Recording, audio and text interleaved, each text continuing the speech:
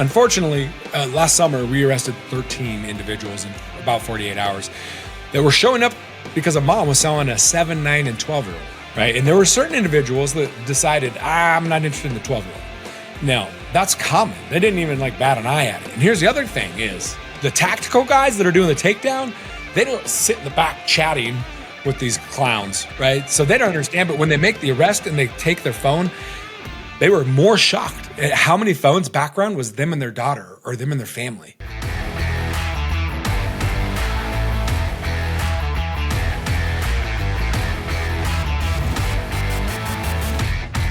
Nate, what's up, man? Thanks for joining me on the podcast today. Yeah, absolutely, man. Thank you for having me, man. Good to see you. It's good to see you too. I'm looking forward to this conversation, but also at the same time, I hate that we have to have this conversation. It seems wild in 2025 that we're talking about this kind of stuff.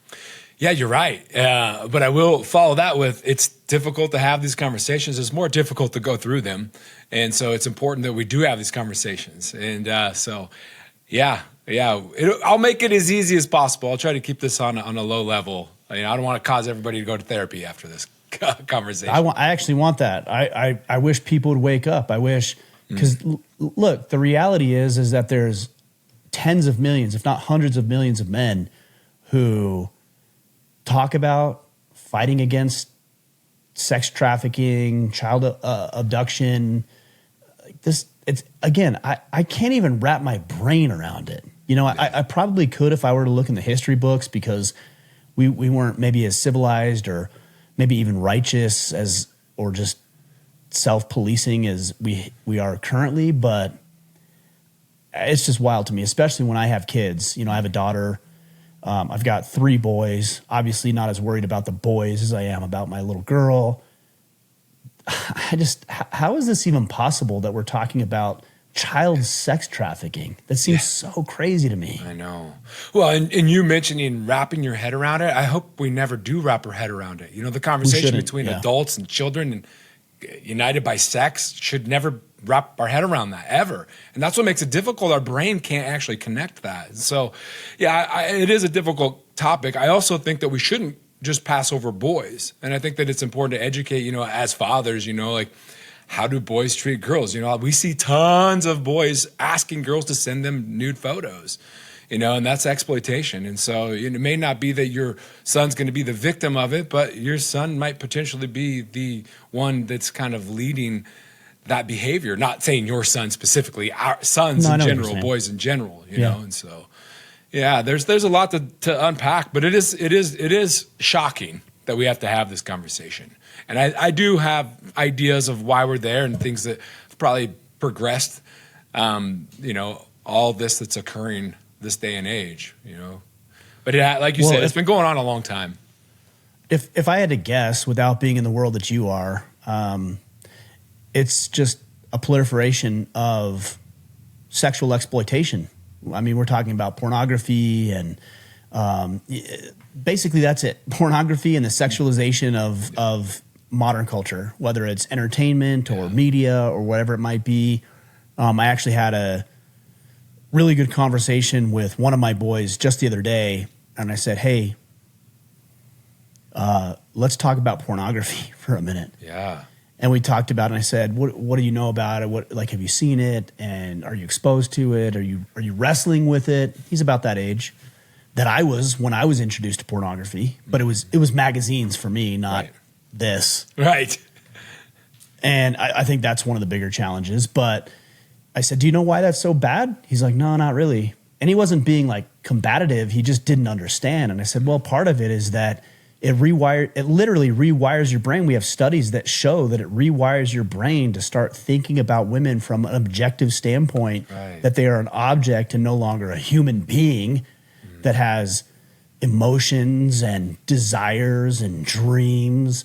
Yeah. And he's got a girlfriend himself, and she's, a cute young lady, and you've got a girlfriend, you need to treat her like the young lady that she is. We don't need to objectify her, but also I have to have my conversation with my boys about, and my daughter about when it is healthy, because it is healthy. To be sexually and physically attracted to the opposite sex is a healthy thing. So it's a really weird line to walk with my young children. It is. It is. Well, and I'm glad you bring up that it is a healthy thing, but there's healthy behaviors. See, humans all have a relationship with sex. They don't all have a relationship with drugs or whatever, but there is some sort of relationship with sex, whatever that looks like for people. And so I think that it's important to have those conversations because it's true. What I believe pornography does, though, is it takes away that intimacy and that desire, and the things that you're seeing is creating a false reality of what intimacy is or your partner is, and there's no connection there really. And it's the dopamines. We could get into the science behind the dopamines that are occurring similar to drugs, and what that's doing and how the hits don't hit as hard. So you're searching for new things that are going to give you that fix and that type of thing. And just the access to pornography, like you were mentioning, it used to be a magazine that my buddy's dad had in the closet, right? And now it's like anyone could find it anywhere at any time. So access, the restrictions, there's hardly any restrictions on it. So it's a monster for sure. And I do believe it is the gateway to a lot of people's addiction, to be honest with you. And that digital addiction. Ryan, here's the interesting thing. I hope people understand that they don't think like, oh, well, it's not actually raping a child. Sorry, I hope that word didn't trigger algorithms, but it's not that. It's usually the stepping stone, right? It's an entry point because it's a digital addiction that eventually could potentially become a physical addiction, right? And the algorithms that are pushing younger content are forcing you to go younger. Now, I'm not saying everyone, right? But potentially there are people who go, how the heck did I get here? I'm looking at girls under the age of 20 now. Like, what? I started with a grown woman. So there's a lot to unpack there as well. Like where are the restrictions? Like Hollywood at one point said, well, we should probably put ratings on our films, R, PG-13, PG, and at some point I had to have my adult parent let me into an R-rated movie or whatever, or accompanied by them. There's none of that going on the internet right now. There's none of that. And we'll get into, hopefully, talk about the social media and how they're enabling and the risks and fears for children, what they're faced with in the digital world that we live in today. Well, I just don't think people care. I don't know if it's sexually driven for a lot of people or if it's just a financial decision. It's now become a commodity more than anything. I think, for example, I have organizations that reach out to me that want me to advertise their alcoholic beverage of choice, or I've had multiple companies that offer gambling services where you can bet on whatever you want to bet on, presidential elections, the latest college game, who's going to break up with who. I mean, you name it. And I'm not going to promote that. Now, these companies will pay me thousands and thousands and thousands of dollars. I'm not going to promote it. Yeah. But it's pretty tempting when you start to get the financial incentive sprinkled into the equation. Yeah, that's temptation. You're right. It is. Well, good for you for standing strong in your beliefs, man. That's honorable. Thanks. A lot of people don't. Yeah, it's frustrating because not only do we know it's not good for us, and I've fallen into those temptations before. I've been open about my alcohol addiction in the past and things like that. I've fallen into those temptations, but I can acknowledge that they don't serve me or the community at large. Yeah, I get it. And it's not legal behavior either. So, I mean, that's part of the difference as well. Yeah, man. Yeah. Wow. A lot to unpack here, man. I don't even know where you want to go with this, to be honest with you. Well, I guess the biggest thing is this is the most pressing question, and this is one I usually save for the end. But I think at this point, with what you guys are doing, Operation Underground Railroad, which I understand, if correctly, you started with Tim Ballard. Is that right, in this line of work? Yeah, absolutely. I met him through Jim Caviezel. I worked with Jim. I just got off the phone with Jim. He played Tim in The Sound of Freedom. And right. That's how you guys got introduced. Yeah. It was through Jim. Okay. Jim's one of my closest friends. I worked with Jim for 20 plus years. We can still continue. I remember him from Count of Monte Cristo, man. Like old school days. I love that movie, man. It's such a great movie. Yeah, well, Jim's been influential in my life on many different levels. But obviously, it was on that movie. He's like calls me like, you need to come down to Columbia. I'm playing this guy. This is what it's about. And I was like, what? And so then my wife and I kind of started following what was going on. And then it was What were you doing before though, Nate? Yeah, so I worked in film and television for 20 years. I had my own, started out, at the bottom, worked hard, had some luck, and ended up working for a couple of actors, and I ran basically their brand, kind of was the CEO of their production companies, whatever. And then I started my own and started adapting stories and screenplays. I always loved the true stories that kind of impacted me, Schindler's List or whatever, as a kid. And I was like, man, I'm going to film school. I want to impact people, with true stories. Little did I know it would take a huge turn later in life. I'd be impacting people with true stories of unfortunate events that occurred to human lives. Horrific events. Yeah. And so eventually I kind of just, my wife and I, after I went and met with Tim and several people back then in the organization, it was just 25 people, and it was still kind of small. And there were some amazing people, but it was also the mission of what was going on. So yeah, I went and worked with them. And then here's a cool story, man. I think it's cool, at least. My first real kind of deployment was 4 months in. I went to Northern Africa, and we were dealing with some pretty disgusting things, child sacrifice, witch doctors, and meeting some of these children. Child in these sacrifice? Homes. Yeah, child sacrifice. And that was like my real deep dive into all this. And this is kind of a beautiful story in the end, but this home who was taking care and healing these children who had survived, first and foremost, the fact that they survived. But that day is profound for me. It's February 28th, 2021. I won't forget the date because I went through some things. I've been through some things in my life. I've been kidnapped in my own self. I've been abused. I've been physically abused, sexually abused. And, there's a lot there, but I kind of had buried it and moved past it. When I went there, I unpacked so much. And I remember sitting in my hotel just feeling all these emotions that shouldn't be happening at the same time. But I never felt this level of anger and hate. It occupied my body, and I didn't want it. I wanted it out. I was pissed, man. How could people do this to children? And that was really the turning point for me in my life. It was like this evil that exists, and I'm here, and I'm going to spend the rest of my life attacking it. And incredibly, this girl that was there, her name was she had been taken. I don't want to share all the details. It's kind of horrific. Anyways, she's not share able what to you move. can. I mean, people need to hear this stuff, even though it's uncomfortable, but share what you can, and in respect to her as well. Yeah. Well, this is all out there. So I don't think it's wrong for me to share some of this information that's already been out there, but she was taken at a young age. They used, I'll spare some parts. It's just too graphic, but they did drain her blood for a long time. So she got lack of oxygen to the brain. What we know is cerebral palsy kicked in. She didn't grow normally. Her body now is paralyzed. She can't really talk or move. Body just is different, and the beautiful thing they about— drained her blood.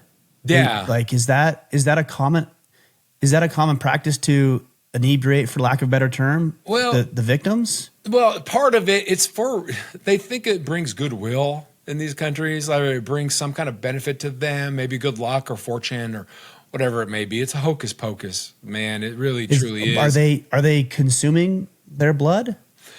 I don't know the details on this one with her and what they were using it for, but most of it's for a ceremonial thing. Got it. Ritual. Sure. Okay. Yeah, genitals, all types of things. But through this, though, I think it's important to know that, man, smile was so incredible. Still to this day, her smile was so inspiring to me, filled with joy, her presence, this energy, and just physically, audibly, everything just exuding from her was just shocking to me and just so inspiring. And now here we are 18 months later. I wasn't able to keep up a whole lot because I'll tell you why I started my organization. But yesterday, I was reunited with her. She got to come to my house, and my wife got to meet her. We were able to serve these people food, the team from this country, and really the people who have been with her from the beginning. And I never thought that was coming. I got a text on Friday, hey, we're going to be in the area. Wow, man, just the reminder of my why and just this beautiful smile. And not only that, my wife doesn't at one point stop to ask, hey, stop sharing some of this stuff. We don't both need to be in therapy, and so she says you should stop sharing? Yeah, at some point, because years ago, I'd be like, oh man. She was like, what's wrong? I was like, oh, there's this thing. Sharing with her. Sharing with my wife, all this stuff. Got it. For years, there's a lot of darkness and sadness, right? And at one point, she's just like, man, we're both carrying this way. I'm here to be with you and support you, but this is heavy. I don't know if she was ready to handle it. A lot of people aren't, man. Let's just be honest. Of course. And I need her healthy and positive as well. And so it just made sense. I still share some things. She knows, like there's things that just get me for a couple days, and she'll understand that, and I'll share to a certain extent, and I'll hold a lot of things back, but she doesn't really get to be part of the mission in the sense of like see it firsthand, right? But yesterday, well, it sounds like she would, but maybe not as anxious to be involved as you. That's not an indictment against her or anything else, but not at all. No, she's a nurse. She's taken care of people for years. This is what she does is take care of people. But man, to see her transformation and see her truly just get to be part of the mission and see the effect of the time and the stuff that we get to be, and just to see her serve these people and these family and give, like going on a mission trip, but at home, in a sense, it was just so beautiful. And to get her to come by, kind of be a part of the mission, it was beautiful. And then just to reunite with she really, truly, I've talked about her on tons of podcasts, and I talk about her a lot because she's so near and dear to me. How could you, first and foremost, be put through so much, and a lot of these children that were there that day, horrificness in your life, like change your life physically. I mean, you can't do anything on your own story, and just to have so much joy. I don't understand where that comes from, but I want it. And so she has taught me, one, what do we need? Human interaction. We need relationship. We need people caring and loving. And she may not have a lot, and on the outside she might look broken, but on the inside she's full of so much, man. And the fact that I got to reunite with her after 4 years yesterday was pretty incredible for me. So anyways, thanks for letting me share. She's my why. There's so much evil out there. That day back in February in 2021, I made a declaration to fight evil for the rest of my life. It's a complete different transformation from 20 plus years ago. And people ask, how'd you get here? Well, it's a long story, a long journey through my own experiences in life. But man, just facing so many evil. And that was only the beginning. There's been tons since then. But man, I hold somewhere special in my heart for her. And I hope that she can continue to inspire me and others through her story to really want to get involved with crushing evil that exists, that people are trying to ruin lives. So how do we intervene and get to be part of that, man? Let me ask you a question about this, and I really don't want to be insensitive, but this is a question that I hope you've never got before, because I want to be thoughtful in what I'm asking, but it's also sensitive. With a young lady, I don't know how old it is, but a young lady and I've seen your logo, which is, from where I sit, an obvious nod to the cross of Jesus Christ. Is that accurate? Let me tell you a little bit about the logo. So tell me about that, because I want to follow up on this question. Yeah. Hey man, I have my own way of getting through hard times. And I'll just be honest, like I don't know where else to find strength, to be honest with you. And I don't know where else to find peace and joy. And I've never publicly even stated that. But every single day I have to put on armor. And for me, where that armor comes from is I have to get into the Word to really refocus me from the chaos that I endure throughout the day. And so the logo truly at first came to me because I first was a different name. We were Innocence Rescue Mission, and it was sitting in a church. I know people are going to probably come after me for this, but this vision came on me, and it was really changed the name, but it was really in a split second, it was The Innocent. And I went, whoa, the innocent, there's no way the innocent is not available or is available. But then I saw the T with the I dot over the T.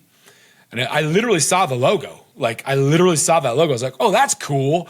And then when I went home, first of all, I didn't leave. I told my wife, I'm like, go get the kids. And I sat down. I went right on to buy the website. It was available. I was like, you got to be kidding me.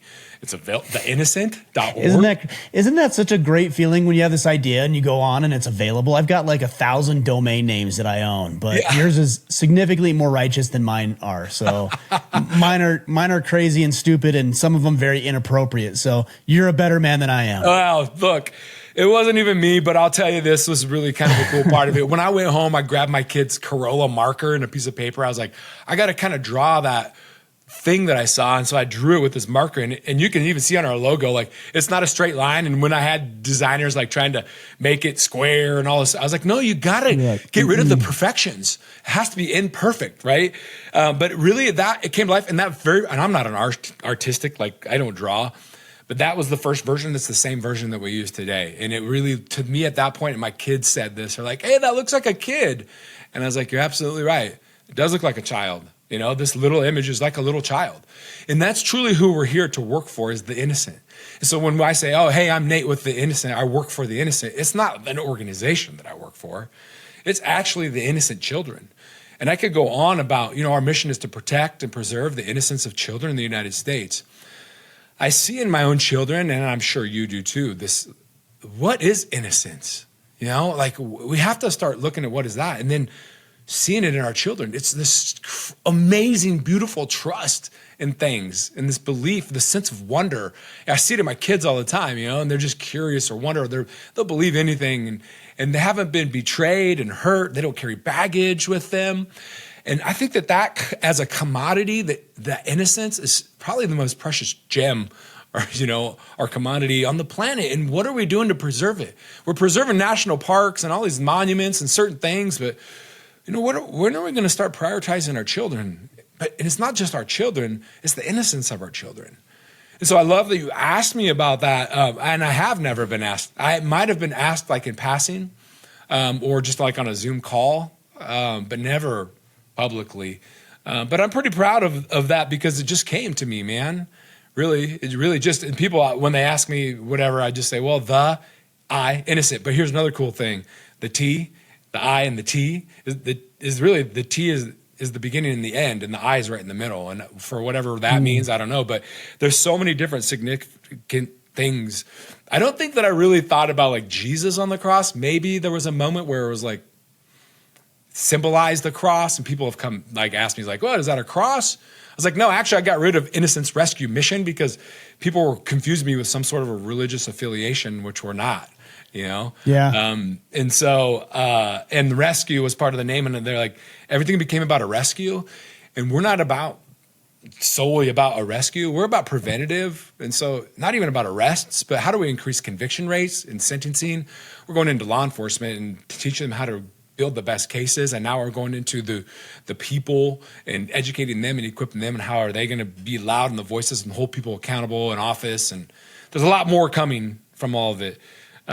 But great question. Thank you for asking. Yeah, it's what it is now. There's no going back, I guess, at this point. I like it, man. It's a lot of symbolism. No, but you know, there's another question I wanted to ask, and man, it's kind of a sensitive one, and I'm really curious what you say about this, and I hope it comes out the way that I intend it. Do you think a young lady like, with your spiritual conviction, it sounds like, do you think there's people like her and maybe others that are supposed to go through things like this? Wow. In order to help others? Like, is that her mission? Wow. Wow. Wow. You went there, and that's a beautiful place to go to, man. You know, I've questioned so many things about my life and just life in general, and people question faith and spirituality and why God would do this and allow these things to happen. And, you know, that's a great question. I think I get asked a lot. I have no doubt the things that God allowed me to go through in my life gave me the fuel that I needed to pursue what I'm doing now, to hopefully protect children so they don't have to go through certain things. So in my own circumstance, I can say, for me, I do think that it allows me to have a purpose and maybe even a deep passion for what I do now. there's been so many things I've questioned, even my own family with health things and things like that. But the reality is I think where I've come to with all this is, life is such a short time. I don't even care if you live 100 years. When you're talking about eternity, which I don't really know how we can get into the real deep conversation about time and what that is. But when you're talking about eternity, and everybody gets so hung up with what's right here on earth and in our time and in our life. And we think that that's what's the most important thing. And we don't know.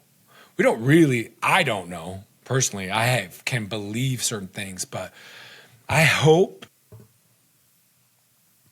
that one day never has to suffer for eternity, right? And that seeing those instances, even in my own wife, being able to see for the first time, and I saw a physical change, an emotional change. There's individuals, even in my kids, they didn't meet, but I did explain to them, and I didn't get too graphic, but where do we stop taking for granted everything about our life, all the little things? And I'm not talking about comparing our life with other people, because that's not a good place to go mentally, but maybe it's a reminder to how good we have it, because we forget how good our life is. And I hope and pray that this time that has on earth, the suffers and the struggles and, these evil people that did this to her, hopefully they have to pay for eternity as well. But I don't know if I can actually say that that's her mission. I don't know, man. I struggle with that. I hate injustice. I hate that it feels so unfair. And so that's why I probably can't just declare it, because, man, it doesn't make sense. It actually pisses me off, to be honest with you, that somebody would do this and that somebody would have to go through that and live that life. But I do hold on to the fact that maybe eternity she won't suffer, and that she gets kind of if there is a heaven, after a life, then she gets a free ticket in, and gets to live in peace, man. And I don't know. That's a hard question to answer. To be honest with you, because, man, it just doesn't make sense. It just doesn't make sense. Evil doesn't make sense to me either, So yeah, I mean, it's hard. I guess where I land is feeling like, maybe that wasn't her mission, because those are people doing things to her. She didn't make those choices. But also, I can't help but believe that she's uniquely qualified to endure the hardships that she'll have to, just like I am. And my hardships are different than hers, and hers might be more catastrophic in some ways, and maybe mine are. I don't know. I'm not going to compare myself, but I do believe that somebody like her and others that I've heard stories of and met personally are uniquely qualified and capable of handling it. That's my experience anyways. Well, I don't know. I don't argue with that, because when you feel her joy and see her smile, it's one of the most beautiful smiles there is. I mean, I don't know how, but she carries that. And again, that's super inspiring to me, and so maybe she was equipped with that, because Lord knows, I have no idea how she finds that incredible peace and joy. Deep, deep, deep, massive joy. And I want to say this. I don't want people to get hung up just on the story. That's just one story.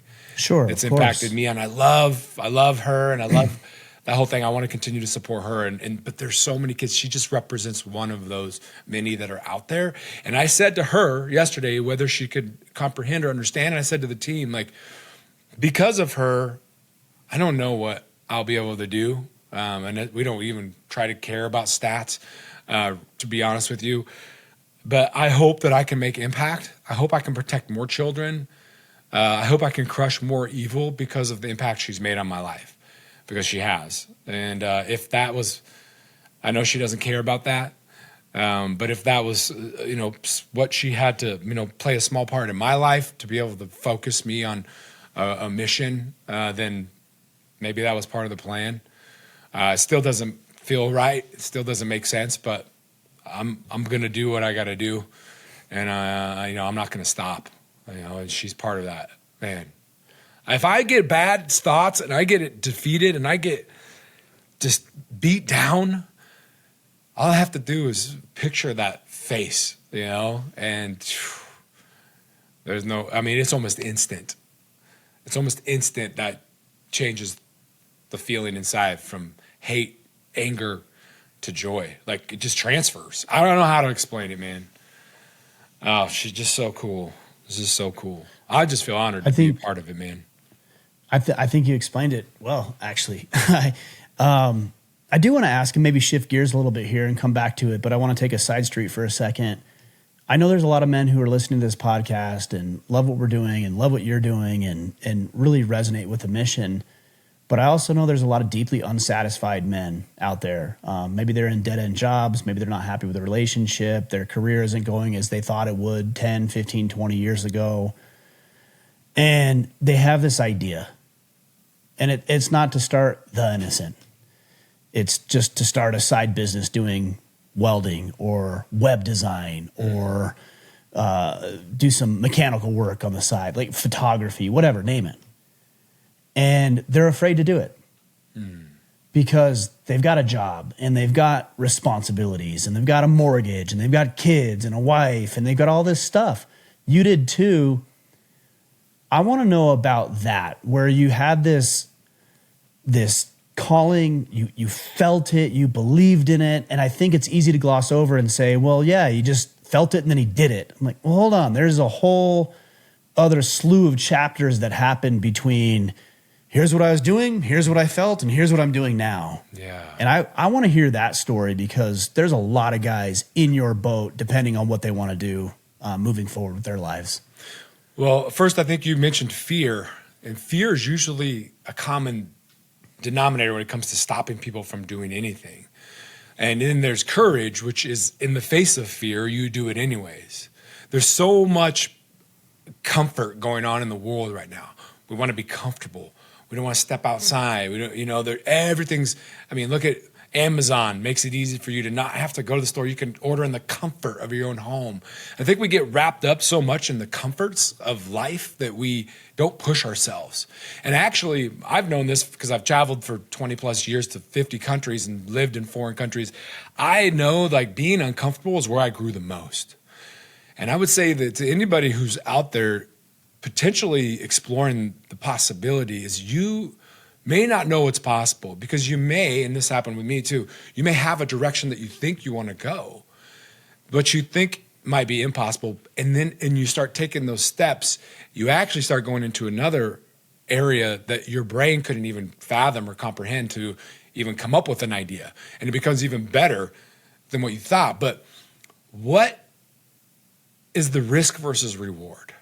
That's somewhat how I would answer that is, man, you're going to sit and stay where you're at and feel the feelings that you're feeling, or there's potential for you to step outside that, push yourself, grow, take risk, and maybe potentially be rewarded in many different ways. And I'm not going to go down that list of things, but there's also something about just having faith. To me, hey man, I was scared to death. Right? I just, wasn't sure. I got this idea. That's another cool story. It was like, hey, we could do this in the United States. How am I going to do it? I don't know, but we're going to figure it out. That's the other thing is when people have told me, even going into Hollywood, like, oh, good luck, man. It's almost impossible. I've never, ever, this is probably some of the best advice I can give. I've never, ever, ever accepted you can't do anything ever in my life, ever. Like, I think when you accept that you can't, you won't. I think that it's more important to figure out how. So when you can figure out, like, and you might come to a dead end, and I've done this many times in my life, dead ends. Try another route. Dead end. Go another angle. Keep giving. And here's the reality. Here's some good advice, too, that I was given early on from a really important person in my life. But going into Hollywood, he said, look, here's the only advice I'll give you. Never give up. Because I'll tell you, when you give up, you just confirmed that you're never going to make it happen. But if you never give up, there's always a chance that it could happen. You still have the potential and the possibility of things happening. And that's really how I look at it. I don't think there's ever an answer where you can't make it until you're dead. Honestly, you can do it. I just think you just can't accept the fact that, no, I can't. You just can't accept that. So just find a way. You don't have to know the answers. You don't have to know the how. You just have to start taking those steps in that right direction, and it will happen. It will start to, and then as you take this step, you'll realize, oh man, I need to take those steps, which I didn't even know I needed to take those steps because I wasn't here yet. But you got to just start. Just take that first step, honestly. Hey, if worst case, you can step backwards right into the spot that you're sitting right now. Yeah, easy, no problem. Yeah. I've had a question earlier today of like, what's the number one trait that I would teach my son? And I thought about it a little while, and I thought coachability, like the ability to adapt and evolve and grow and learn and be humble. But then as you're saying this, I don't think I would change my answer, but a close second would be gritty-ness. Like the ability to drive on in face of adversity, in face of setback, to not be deterred, to get beat up literally and figuratively and still charge forward. Man, that grittiness, I think, is something to be, there's something to be said for that. Yeah. Yeah. You just don't accept the loss. You know, you just keep going till you win. I believe it. Yeah. 100%, man. I'll tell you, a lot of my life, my dad started as young. I grew up in apple farms in the orchards. And, you know, when I wanted a new bike, he was like, great, I got lots of work for you to do. You can make that. You can earn that. You know? Totally. And I remember having the worst jobs. You know, my brother who was older had the easier jobs, but he already was there, you know. But I remember that work ethic being kind of instilled in me at a very young age. It's like, hey, you want something, you can get it. You just have to work for it. So at the end of the week, literally, and I was making like $2.50 an hour or something back then, doing the worst jobs. But at the end of the week, I saved up $100 or whatever it was to go buy that fancy new bike at Shucks or whatever it was, you know? And I was like, and it was so cool. But it was the first time in my life I was like, man, I can have anything I want. I just have to work for it. Like, truly, I just got to work, whatever it is. And some things are bigger goals and bigger obstacles. You just got to work harder, you know? But you can make it happen. You can do it. And I do throw this in there because I do think this is part of it. People always ask me, how in the world did you end up working on the biggest movies in the world and about to go work on the next biggest movie and working with all these people and all this? And I was like, look, it was a little bit of luck and a lot of hard work. So there is a little bit of luck sometimes, and people want to say like, oh, you're so lucky. Oh, you're so lucky. No, actually, there might have been a couple moments of luck or coincidence. Right place, right time. Sure. Right? I call it fortune. You know, like luck is too dismissive. Fortunate events means to me, if I were to describe it, it means an opportunity presented itself and you'd done the work to position yourself to take advantage of the opportunity. Luck is like you just scratched a lotto ticket and you won $10 million. Yeah. Fortunate events is there was a really cool opportunity that was presented to you and you were in the position to capitalize on it. Absolutely. Absolutely right. I agree. Man. Let's go back to the first question I asked, because there's a lot of guys who are like, yeah, no, I know this is a problem, or I have my own problems that I want to address in the world. And I say tackle it. Like maybe you wouldn't be amazed, but a lot of people would. How often people tell me, you should talk about this. You should do that. You should do this. And my response is, you should do that. Yeah. It's obviously important to you. I'm already doing my thing. I'm pretty happy with what I'm doing. I'm pretty fulfilled. Like, I feel like this is a worthy cause. You should do that. So what do you say to a guy who either wants to get involved in an organization like yours, and that's a worthy goal, of course, or maybe they have their own desires and ambitions that are righteous and worth pursuing? Yeah, well, I think you're absolutely right. And we get asked this question a lot is like, hey, you should target these or you should do that and certain things or criticized, you know, of course. Of course. And that's kind of what I would say. Similar to you, I always say is like, hey, man, I will support your nonprofit as soon as you start it. I'm here. I'll team up with you, coach you, however I can help you and whatever you want. But we figured out what works for us. We're going to do it. And so those individuals, you know, I think that I always start with education, and I do want to talk about this because there's people like you mentioned want to get involved with our organization. In a couple of months, we're going to have ways and resources and things for the people to get involved. And I would say that for me, it comes with education first and foremost. I think you have to understand it. And you got to look at the source of education. You can't just follow people on X or whatever and see what's being posted and then just regurgitate whatever it is. We try to be fact-based, evidence-based. All of our quotes are sourced by credible sources, but really deep dive into the what it is that you want to do. And that, sometimes that's not just reading in a book. That means jumping into it, right? Like me being thrown into the deep end and child sacrifice with witch doctors. And then just, you learn more. And I've always said that, like when I was in the film business, people were like, how did you do it? Do I need to go to film school? I was like, look, I went to film school. It was great. It was awesome. I learned a lot. And there's some things I did learn that were very valuable. But man, when I got on sets, there comes the real experience, right? There comes the things and the people and the relationships that you can ask questions and learn from so much more. And so that's why I say is like, you have to just do it. You have to just start it. You have to get in it. And there is a lot of educating you can do. But again, please go to really good sources to get educated. And we're going to have some of that for you soon. As far as getting involved with what we do specifically, it's difficult for the people until, coming soon. All my team is law enforcement. So they're either active duty law enforcement. We have some retired law enforcement who have tons of experience doing these undercover operations, running operations, either from the military into law enforcement. But they're training. We're building task forces throughout the United States. So we'll go into a community and we'll bring together, several, 5-6 departments, several of their top investigators together to go through this course. We do a live training, live operations, and we put them through a real live operation. We're just consultants, advisors as they go through it. So when we leave, they can continue to do this work when we move on to another state. So in order to really get involved with what we do up to this point, you kind of had to be in law enforcement. We get tons of departments reaching out to us. We had 18 in 1 week in this January. And so the reason why we go that route is I understand the heart of a vigilante. Look, we have that feeling inside of us, right? Like we want justice. We want to go. We love people like that. We just got to temper it. Yeah. Well, channel that energy, right? Like the reality is law enforcement has way more authority and abilities to do things that the civilians can't. Like there's just way more they can do, right? And then just building these cases to avoid entrapment, building strong cases. So up until this point, you couldn't be involved unless you were law enforcement, right? Now we're going into a new area. Wow, this is where I'm going to kind of focus my time, and we will soon have a way for people to really get engaged, and I'll lay it out for them.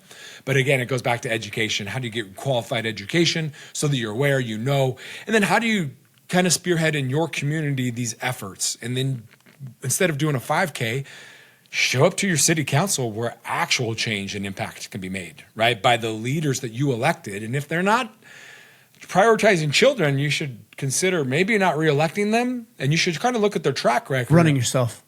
Yeah. Empower the people, because the people I think right now are confused that those in office that they put in office have the power. Now they have power, but the people also have the power. If you're not getting the results that you want, and we see this across the board, prosecutors, judges, whatever. Yeah, I'm calling them out. Not all of them are like this, but you see these cases that are built pretty amazing. The guys that are teaching the cases that are pretty good, getting 6 months in a county jail, that's unacceptable. And you know what it does? It deflates the drive of the men and women in the front lines of this battle, right? And so who's holding them accountable? No one, for fear of their job, right? So now I think it's time for the people to kind of come together and really start asking, why in the world are we not prioritizing our children? We got drug task forces. I know you got 7 officers doing that, but do you have anybody proactively doing this? I know you got a reactive person to a cyber tip or 911 call, my daughter was raped, but who's out there proactively going after these to prevent this stuff from happening, right? And why not? And why are these cases? And now if they have a legitimate process excuse, like, oh, it was an illegal search and seizure, there was entrapment, whatever, some defense attorney's going to try that one, right? But if the case is solid and this guy showed up to rape a child, come on. Full extent of the law. Yep, full extent of the law. What is going on? And people want to talk about like, well, we need stiffer laws. That's great. And we do have some stiff laws. They could be stiffer. But if nobody's going to uphold those laws, the laws don't mean anything. right? And so that's where soon, I hope people would get on our website, theinnocent.org, sign up for our newsletter, because we're going to be able to communicate, because I can't get to a lot of people through social media. If you want to really know and you want to stay up to date on the trends and certain things like that, this is where we're going to be able to we train and equip law enforcement. Now we're going to train and equip the people so that we can have a power across the United States from the bottom up and from the top down. Hopefully, I'm trying to declare the war for innocence. The war on drugs started in the Reagans. Right now, I think we need to put as much time, energy, resources, and build task forces, just like the drug task forces. There's no risk right now, and I think it's time that we have to create some risk. We have to start training law enforcement, and the red tape and the resources, the lack of resources that's out there. Right now, the people are saying enough, and they just need the avenue. Like, okay, well, if the resources is a problem, the people are going to fund it. And if there's all this red tape, they can't even get a laptop to process evidence, a high, like, gaming computer, unless it goes through a 6-month process. And we'll do it in 6 minutes. The order will be placed and in delivery 48 hours later. That's red tape that we can just cut. But we have to start prioritizing this. We have to look at it that way. Like, why are we not building task forces to go out and get ahead of this? There's 46 million survivors of child sexual abuse in the United States right now. This has been going on for a while. I don't see it slowing down, especially with the access of 37 million teens on social media. These predators aren't going out into the playgrounds and the millions of cameras that are surrounding our neighborhoods. They're trying to hide their identity online. They're going to groom and manipulate, and it could potentially start by sending photos, or me or this individual sending a photo that's going to start destroying the innocence of an 11-year-old. And then we could go into the whole conversation around social media enabling it, introducing 51-year-olds to 11 or 14-year-olds, which is absurd. There's so many things that are occurring right now, and then they potentially now will get them to meet up. But why are we not doing anything? Because they don't even know where. If you're not living in this world, you don't even know where to look. We are constantly learning new places. I don't know where to go. Right, and you shouldn't. And I'm glad I don't. Right.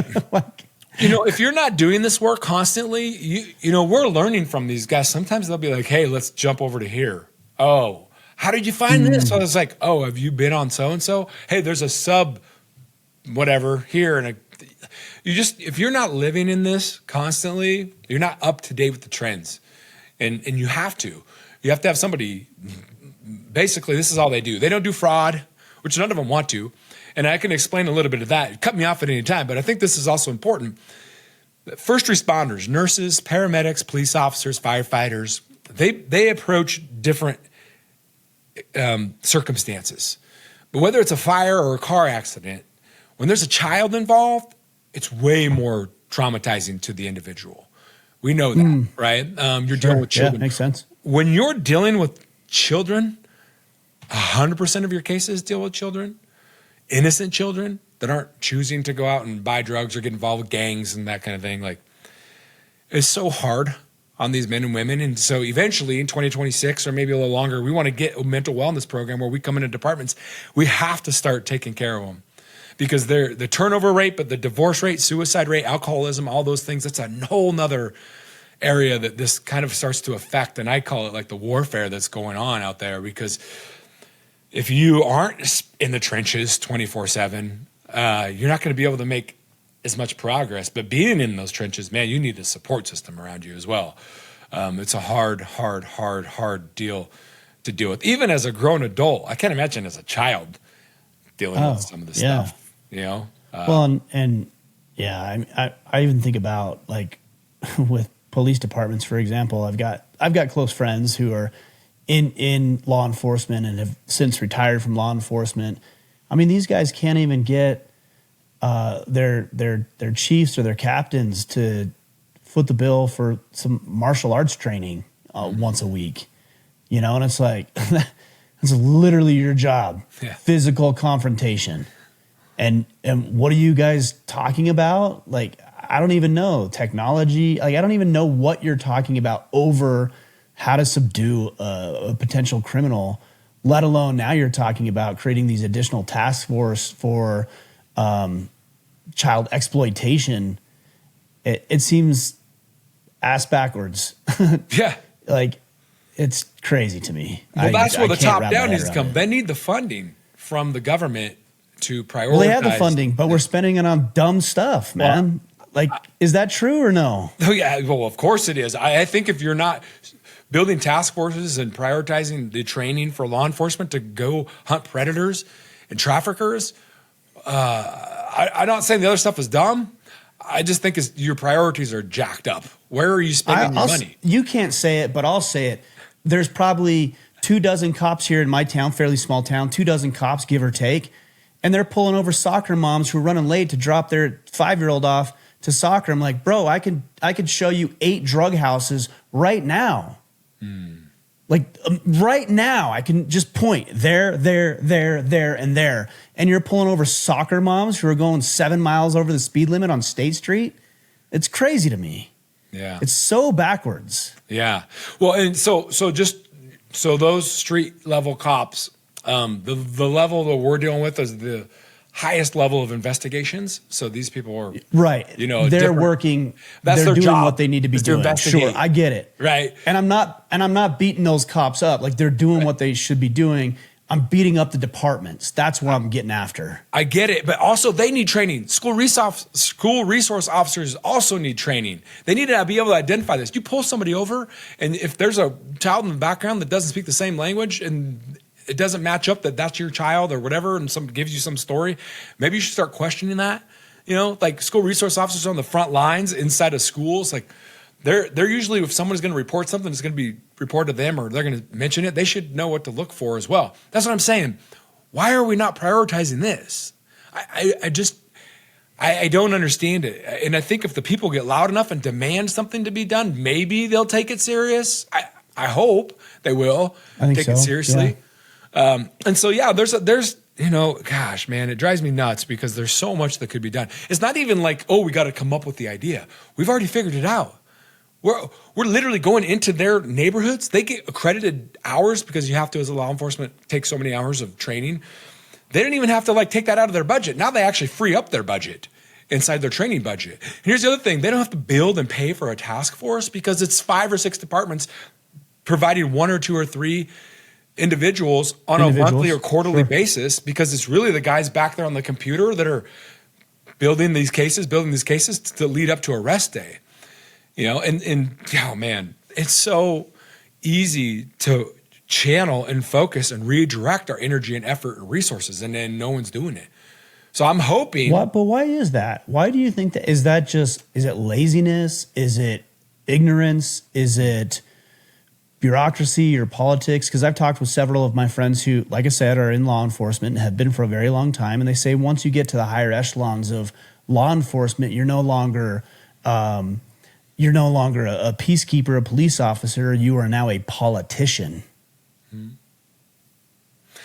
Yeah. And yeah. Oh man, I can't even get into all those, but everything you just said, honestly, it's so complex. I don't know.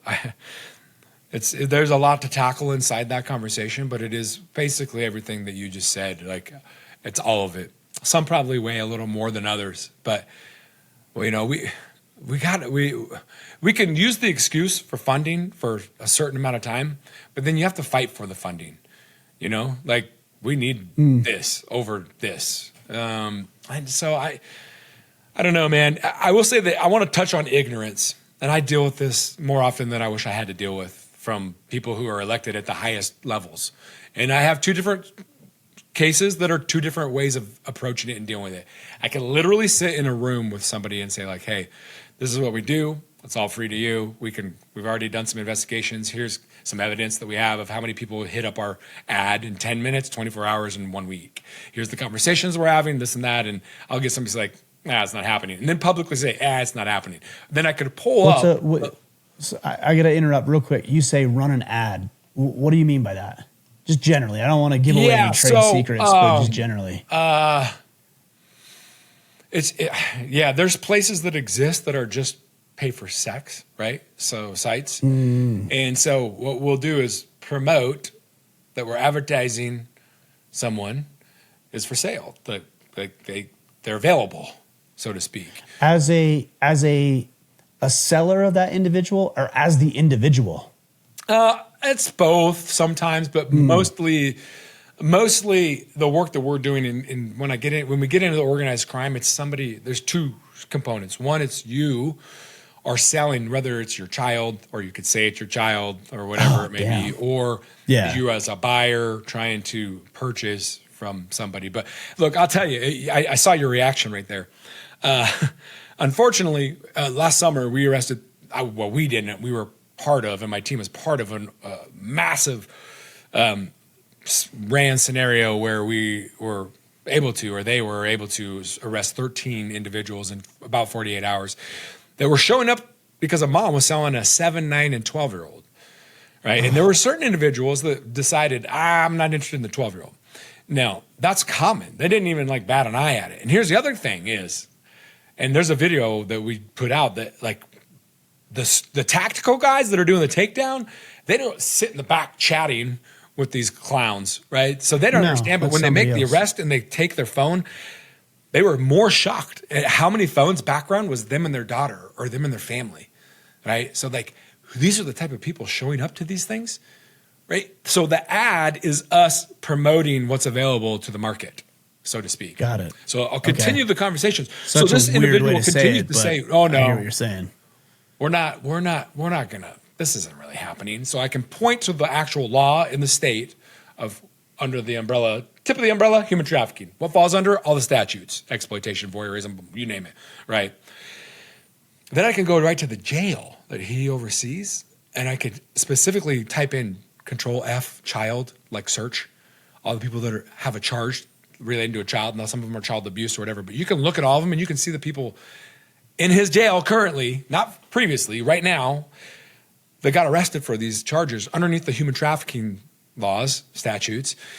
And so for him to deny that it's not happening, I would love if this individual would just say, look, I don't spend much time in this, so I don't understand it. Just, I know this is all you do for thousands of days. You don't do anything else. Could you enlighten me? That's part of it. So I don't know what's going on there. But another individual, different scenario, same example, says, is it really happening here? Well, I'm glad you asked. Let me turn my computer around and show you what occurred. Wow. Response. Wow. We probably need a full-time person. Second response. We should probably host one of these trainings. Third response. Maybe we should find a way to see if this nonprofit wants to fund you part-time to proactively just do these investigations. Mind-blowing, right? Coming from somebody who just was curious, is it really that big of a problem? Show them the evidence. Yes, it is. Go to familywatchdog.us if you're watching. Familywatchdog.us. Type in your area, your address, and look at all the people who are registered sex offenders in your neighborhood. And you can see their mugshots and what they're arrested for and all the different degrees and all that. I haven't done that. I should do that, but I have not yet. So look, those are only the people who have been caught on a reactive case for the most part. Registered as a sex offender, and there's a lot of them living in the communities. There's more in that operation. I told you 13 arrested, in almost 48 hours. That organization, and that's what the State Patrol and lots of departments in one state did for 5 years, did these undercover sting operations and arrested nearly 350 individuals. And out of those 350 individuals that were arrested, how many of those were registered sex offenders? Just take a guess. Out of how many did you say? 350 arrested. For other convictions is what you're saying. Well, no, they were just arrested for showing up in these sting operations. Potentially. Oh, got it. How many priors you're saying? Yeah, how many of those, when they showed up to meet for that date, got arrested, they were already registered sex offenders? 70%? 3%. Why is that important? Yeah, whoa. Why is that important? Because when you go on that website, and that website's going to freak you out. It's going to freak you out. I'm going right now. That's why it took me a minute to answer your question, because I was actually looking in real time in my area. So here's the thing: if first of all, you're going to be blowing away all the people in your neighborhood that are registered sex offenders.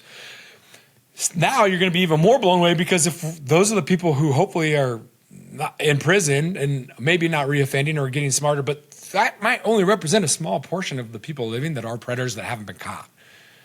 Right. And so, man, there's in my area, let me look here. It's the fact that my system is bogged down is scary to me, actually. Yeah. Because it's not even like it's running very, very slow and I have decent internet. And there's anecdotally, there's about 3 or 4, if I just look at this map real quick, that are probably within a 2-mile radius. Yeah.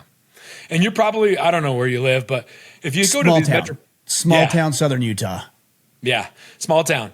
But even in small towns, it happens. When you get into the metropolitan area where people don't live spread out, they live up in sky rises and the population's super dense, it'll blow your mind. Like type in a major city. I've got a lot of like offense against child, other offense, offender home, it says. That's predominantly what it is. Offense against child, offender home. I don't want to take the time to look at that, but that's predominantly what it is in my area here. Yeah, and if you zoom out a little bit and move the map around, it'll show you in those areas, and so you can also see kind of more kind of rich areas of where this kind of exists. Hopefully they're not by a school bus stop. You know what I mean? These guys living. Yeah, good point.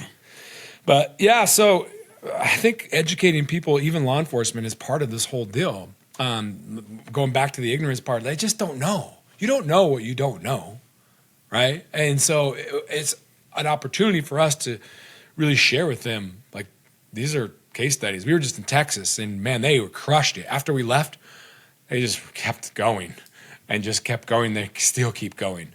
And I think that what I love to share with people is there are so many agencies and men and women who can't, they're hungry to do this. They just need the equipment. They need to know how and the best ways, and they'll go out and do it. In that town, it's kind of a city in Texas, they actually had, at the county level, they had 2 individuals. They were 100% human trafficking officers. They don't do anything other. That's it. So at least they were dedicating people to this. They have billboards, human trafficking call, 1-800, deal. So they're making this a priority in their towns. And I think that, we just need to follow suit across America. Yeah, I appreciate what you're saying. There are bigger fish to fry, so to speak, than, like I said earlier, the soccer moms who are driving 8 miles an hour over. Like, sure, okay, but get the Karens, by all means, sure. But let's deal with the real issues that are a greater threat to our communities and to our young people. Let's do it. We have to. We have to. Well, brother, how do we connect with you? How do we learn more about this, your mission, what we can do, how we can get involved, how we can donate? I've got a couple of law enforcement officers who are now retired who I have talked with that said they are lacking purpose in their lives after retirement. And I've got a couple of people I'd like to introduce you to. Whether that happens or not, I don't know, but I've got thoughts, man. So how do we connect with you? Yeah, man, go to the innocent.org. That's our website. On there, you can law enforcement, click on the law enforcement tab. You can fill out that form with your law enforcement government issued ID. That's just a verification that we're actually talking to somebody in law enforcement. We'll reach out to you probably first through email, then we can jump on a call. We can kind of fill you in on what we do and how we can come into your community, and then maybe you can spearhead, the efforts inside your communities. Click on the community link. There's lots of ways, and there's more coming. On that community link, we can create you a page and a QR code, and you can start a fundraiser for your local community as well. And there's a blue button on our page. That's the donate button. I call it become a protector. For as little as $10 a month, you can literally, as a force of people, we can make impact. And I think that people kind of get this misconception. It's like, does $10 really make a difference? Well, it doesn't if you 1,000 people donate, do it, right? But if multiple people or hundreds of people or 1,000 people do, man, we can make real impact here in the United States, right? And so those are just some of the ways. I think the most important way for us to communicate and give you, the people, what you need is signing up for our email. And the reason I say that is because we know that's going to get delivered to you. Right, through our social media and certain things, like I can do posts and videos and all that stuff, but it's not very likely unless you're engaging constantly with our platform. That some of it I can't even pay to get promoted out there. So right. through that email, we're going to be able to keep you up to date on a lot of different things and trends and certain things. We have a YouTube channel we might start doing more videos on, but really just go to our website. You can also contact us, info@theinnocent.org. And, I really hope that you all listening can kind of take charge or find someone in your community to take charge and spearhead these efforts and make change locally. And that's the other thing is I hope you understand, like, we've seen it. People donate money to a specific area, and then they get to actually watch the results in their own town and watch the news report on it, or newspapers or a community page or a Facebook page report on some of these things. And so you actually can have impact in your own community, right? And your dollars don't have to go some foreign place. You can actually try to, hopefully your department, which I've seen very little departments say no to free equipment and free training in their own hometown. You'd be surprised. Well, yeah. But for the most part, look, if it's not that specific agency, we'll go to the neighboring one. And somebody's going to take it. There you go. Exactly. But just kind of get involved, get educated. Honestly, you can reach out to us through the website anytime. And, Ryan, I just want to say thank you to you. You had us on. You talk about difficult conversations. You talk about real conversations, deep conversations. And I wish there were more people. You started by saying this is a hard conversation to talk about, but you're not ignoring that and taking the easy route. We talked a little bit about that, but you're stepping into some dark areas, some real areas, some truth that I think we need to talk about more. And so I thank you, man, just for being vulnerable and stepping out of there and really just wanting to have those conversations. So thank you, man, to you. I think it's important. You've talked a lot about the idea and the concept of protection. I don't know if you know, but our motto is protect, provide, preside. And some of us will step into the fray like you're doing, where you're actually physically invested in the protection of other people. And I would also say that sometimes you have your own things, and part of protecting is using your resources, even if it's $10 a month, to be able to say, hey, I can't invest my time and resources that way, but I'm providing enough over here financially, and I've got enough to take care of my family, and I can help protect other people using the resources that I've provided and created. And that is a form of protection. Is it better or worse? No, it's just a form. And we need all types of forms. So I can appreciate wanting to get directly involved and going on undercover missions to some third world country, as much as I can appreciate somebody who's like, you know what, I got $20 a month I can give to you to help other people do that. It all matters. It all counts. It does. It really does. I hope people get that $20, like times that by however many people are going to view this. That's insane impact. And you know what? I can give jobs to these retired cops that need a purpose again, to take the wealth of experience that they have that's just sitting around like building stuff in a wood shop potentially. Let's get them activated, to get them re-engaged. And they don't have to work full time. They could just come in as a contractor to go out and go around and train other law enforcement officers with the experiences that they have, and share that knowledge, the education piece. And so, man, I really hope that people understand their money can make a difference. It really can. It can make an impact. And we promise we'll keep it here inside of our borders to protect our children here in America. I had a thought as you were saying that, and I don't know if you guys have thought about this at all, but when you were saying that, man, I wonder if there's some sort of initiative where it's like sponsor a cop, where it's, you have a family member or a friend or a neighbor or somebody who is maybe retired law enforcement, and you pay 10, 20, $50 a month, and you're sponsoring that individual to get the training, to get the resources, to get involved. So not only are you giving back to the organization and what you guys are doing, but you're also serving the person who you know and love and care about. Do you guys do something like that? We do now. Dude, I think, because if I'm going to donate $20 a month, let's say hypothetically, yeah, I believe in I believe in what you're doing. But if I'm donating $20 a month and I know that John, my neighbor, who's retired law enforcement, who I believe and love and trust, and he's been a good neighbor, and I know that he's going to I'd be more inclined to do that. I don't know. That's a thought. I love that, man. Thank you. Thank you. See, we learn from so many others.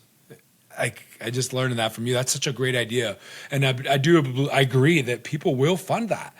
It just makes so much sense. See, this is the thing we talked about earlier. You just have to take the step because things will happen that you can't even think will happen. You just basically came up with something that I do believe we can do because people will support re-employing retired law enforcement to give them a purpose and take their knowledge and just transfer it back to the younger generations of law enforcement that are in the positions that have the authority to go do these investigations. We'll figure it out. We'll talk offline because I love this. We should come up with a name like sponsor. So we'll come up with a name, but I love this, man. Thank you again. It's amazing. Yeah, whatever I can do to help. I believe in what you guys are doing, and I'm glad to be able to have you on. I appreciate your work more than anything. I appreciate the example that you set. Obviously you're doing great work and it's righteous work, but there's so many guys who just need examples like you, whether they pursue this or something completely unrelated. I love to hear stories from guys who are just getting after it, who have a mission, have a calling, or get clocked over the head with some idea. Sounds like maybe that's more your case. And it's like, no, this is my life's work now. And the fact that you're pursuing it. So I really appreciate you. Thanks for joining me today, man. Absolutely. Thank you, bro. I hope to see you again soon. We will.